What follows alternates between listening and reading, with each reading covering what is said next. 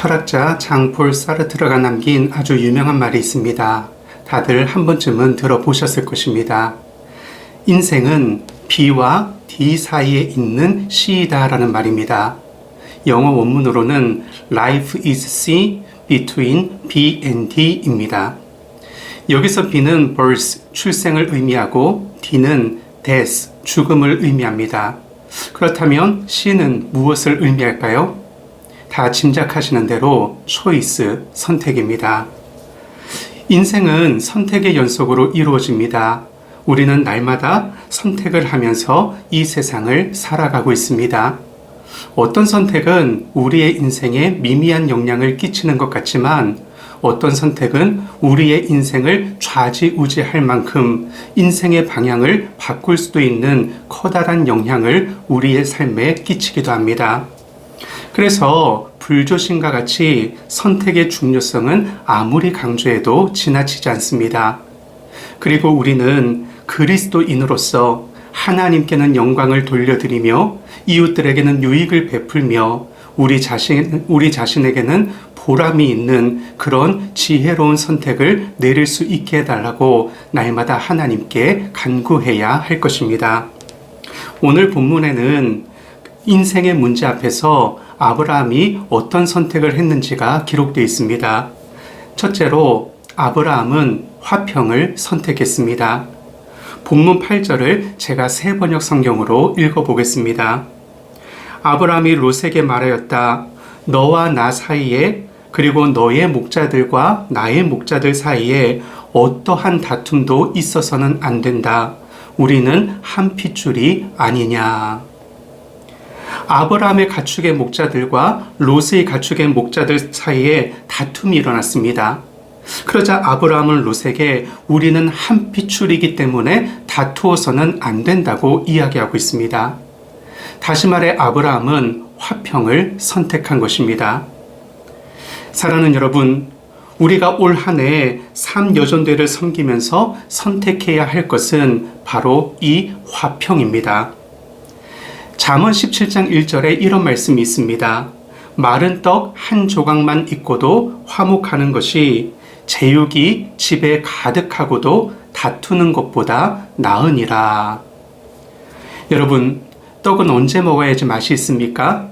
아주 따뜻하고 찰기가 있을 때 먹어야 맛이 있습니다. 차갑게 식어서 말라 비틀어진 떡은 맛이 없습니다. 그리고 제육이라는 단어는 다 아시는 것처럼 식용으로 할 수 있는 돼지의 고기를 가리키는 말입니다. 그런데 여러분, 먹을 수 있는 돼지고기가 집에 가득 쌓여 있지만 가족들끼리 서로 다투는 것보다는 맛 없는 떡이, 그것도 비록 한 조각밖에 없을지라도 가족들끼리 서로 화목하게 지내는 것이 더 나은 집안이라고 오늘 본문은 말씀하고 있습니다. 오늘 우리가 실행이 상견례로 함께 모였습니다. 우리에게 말씀을 적용해 본다면 내가 맡은 부서에 부서원들이 20명이나 있는데 부서원들끼리 서로 다툼이 있습니다. 이것보다는 내가 맡은 부서의 부서원들은 비록 7명밖에 되지 않지만 이 부서원들끼리 서로 하나가 되어서 화목하게 지낸다. 이것이 더 좋고 아름다운 모습이라는 것입니다. 본문에서 아브라함이 롯에게 우리가 다투지 말아야 할 이유로 제시한 것은 우리는 한 핏줄이기 때문이라는 것입니다. 여러분, 아브라함이 하나님의 말씀에 순종해 고향 땅을 떠날 때 그와 함께 나온 사람이 조카 롯이었습니다. 다시 말해 아브라함과 조카 롯은 가족과도 같은 관계였습니다. 그러니 우리가 다투어서는 안 된다고 아브라함이 롯에게 이야기하고 있는 것입니다.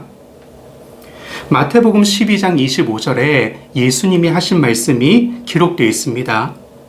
예수께서 그들의 생각을 아시고 이르시되 스스로 분쟁하는 나라마다 황폐하여질 것이요 스스로 분쟁하는 동네나 집마다 서지 못하리라. 스스로 분쟁하는 집마다 서지 못하리라. 여러분, 우리는 예수 그리스도를 나의 구원자요 내 인생의 주인으로 믿고 영접함으로 함께 하나님의 자녀가 된 영적 가족입니다.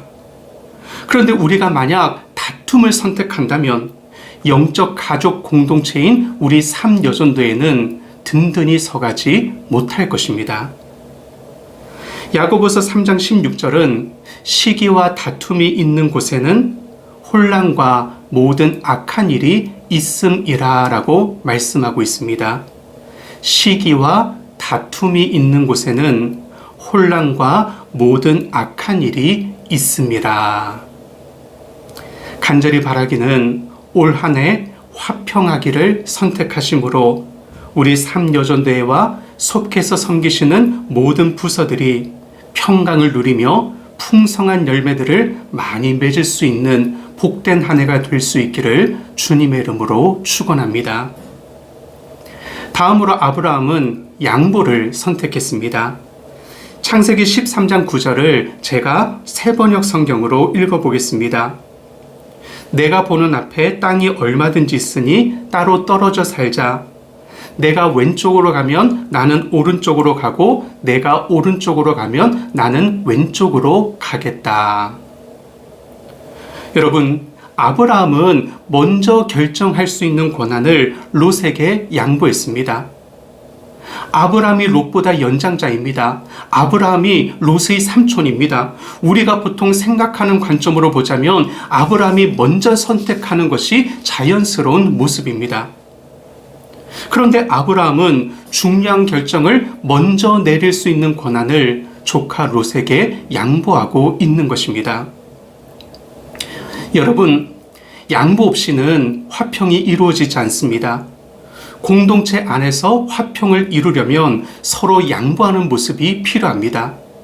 내 전부는 주지 못할지라도 반이라도 양보해야 화평이 이루어지는 것입니다. 여러분, 생각해 보세요. 내가 전부를 얻으면 상대방은 전부를 잃어버리는 것이 되고 맙니다.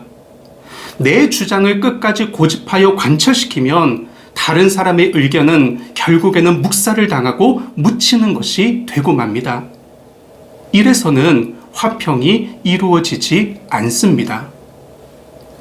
그런데 여러분, 여기서 아브라함이 양보한 것은 시쳇말로 하찮은 것, 별것 아닌 것이 아니었습니다. 아브라함은 아주 크고 중요한 것을 양보했습니다. 본문 6절은 이렇게 기록되어 있습니다. 그 땅이 그들이 동거하기에 넉넉하지 못하였으니 이는 그들의 소유가 많아서 동거할 수 없었음이니라. 여러분, 아브라함과 롯은 양과 소를 키우면서 목축을 하고 살았습니다. 그런데 그들이 살았던 가나안 땅은 광야 지역이었습니다. 다시 말해 사막에 가까운 땅이었다는 말입니다. 그리고 아시다시피 광야는 물과 식물이 부족한 땅입니다. 본문 6절에 넉넉하지 못하였으니 라는 구절이 있습니다. 이것은 부족했다는 말입니다. 그렇다면 무엇이 부족했다는 말입니까? 양과 소가 풀을 뜯어 먹을 수 있는 목초지가 부족했다는 말이요? 양과 소가 물을 마실 수 있는 우물이 부족했다는 말입니다. 그래서 아브라함이 롯에게 먼저 선택할 수 있는 기회를 양보했을 때 롯은 오늘 본문 10절에 나와 있는 것처럼 온 땅에 물이 넉넉한 요단 지역을 선택했습니다. 양과 소를 키우려면 양식과 음료를 충분히 공급할 수 있는 물이 있는 지역이 필수적이었기 때문입니다. 여러분, 신앙의 사람이자 성숙한 인격을 가지고 있었던 아브라함은 자신의 기득권을 내려놓고 인간적인 이기심도 극복하며 롯에게 엄청난 양보를 하고 있습니다. 여러분, 우리가 신앙인으로서 하나님을 생각하고 이웃을 사랑하는 마음으로 양보하고 희생했다고 해봅시다. 그래서 손해를 좀 보았다고 합시다. 그렇다면 그 손해는 하나님이 엄청난 것으로 반드시 보상해 주실 것입니다. 이것이 바로 하나님께서 살아서 역사하시는 모습입니다. 여러분, 양보는 절대로 손해가 아닙니다. 신앙적인 양보는 하나님이 반드시 갚아주십니다. 이러한 사실을 믿고 이 땅을 살아가는 사람들이 바로 그리스도인입니다. 그렇다면 여러분은 주님의 몸된 교회를 섬기시면서 지금까지 여전도회를 섬겨 오시면서 얼마나 많이 양보를 해 보셨습니까? 그리고 여러분들의 인생 가운데 양보하심으로 하나님께서 베풀어 주시는 크신 은혜를 얼마나 체험해 보셨습니까? 일본의 려류 작가인 미우라 아야코 여사를 아실 것입니다. 독실한 그리스도인이었던 그녀는 역시 그리스도인 남자를 만나 결혼을 하게 됩니다. 그런데 남편의 월급이 얼마 되지 않아 생활이 어려웠습니다. 그래서 살림에 보탤 마음으로 자기 집에다가 조그만 구멍가게를 차리게 됩니다. 그리고 친절하고 성실하게 손님들을 맞이했더니 얼마 되지 않아서 날마다 트럭으로 물건을 들여올 정도가 되었습니다. 너무 바빠져 정신이 없는 나날을 보내고 있었습니다.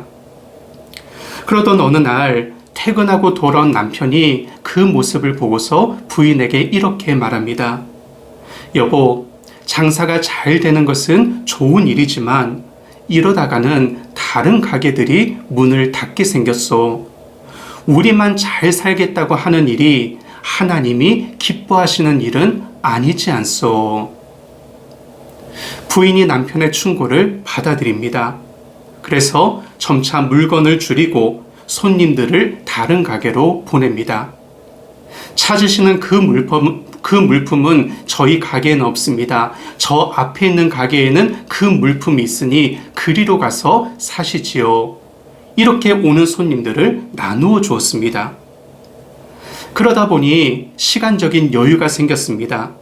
그래서 본래 가지고 있던 소지를 살려 글을 쓰기 시작했습니다. 그렇게 해서 쓴 작품이 바로 그 유명한 빙점이라는 작품입니다. 이 빙점은 1963년 일본 아사히 신문사가 주최한 창간 85주년 기념 1천만 엔 현상소설 공모전에 당선됨으로써 무명의 작가였던 미우라 아야코를 베스트셀러 작가로 만들어준 작품입니다. 그리고 이 작품이 당선되고 베스트셀러가 작가가 되면서 그녀는 그 전보다 더 큰 부를 누리게 되었습니다. 사랑하는 삼여전도회 실행위원 여러분, 올 한 해 삼여전도회와 맡은 부서를 섬기실 때에 화평하기를 선택하고 양보하기를 선택하는 여러분들이 되시기를 간절히 바랍니다. 그래서 여러분들이 맡은 부서와 우리 삼여전도회가 영적 가족 공동체로서 함께 믿음 안에서 교제하고 동역할 때에 평안과 기쁨을 누리며 더욱더 든든히 서갈 수 있는 귀한 역사가 있기를 주님의 이름으로 축원합니다. 다 함께 기도 드리겠습니다. 하나님 아버지, 이 땅에 화평으로 오사 둘로 하나를 만드시고 중간에 막힌 담을 허신 예수 그리스도를 닮아 화평을 선택하며 살아가는 저희들이 되게 하여 주옵소서. 하늘 보좌와 신의 자리를 버리시고 낮고 천한 이 땅에 인간의 몸을 입고 내려오신 예수님, 하나님 아버지의 뜻을 이루기 위해 자신의 권리와 주장을 기꺼이 내려놓으신 예수님의 겸손과 희생적인 사랑을 날마다 닮아가는 저희들이 되게 하여 주옵소서. 감사를 드리며 예수님의 이름으로 기도드립니다. 아멘.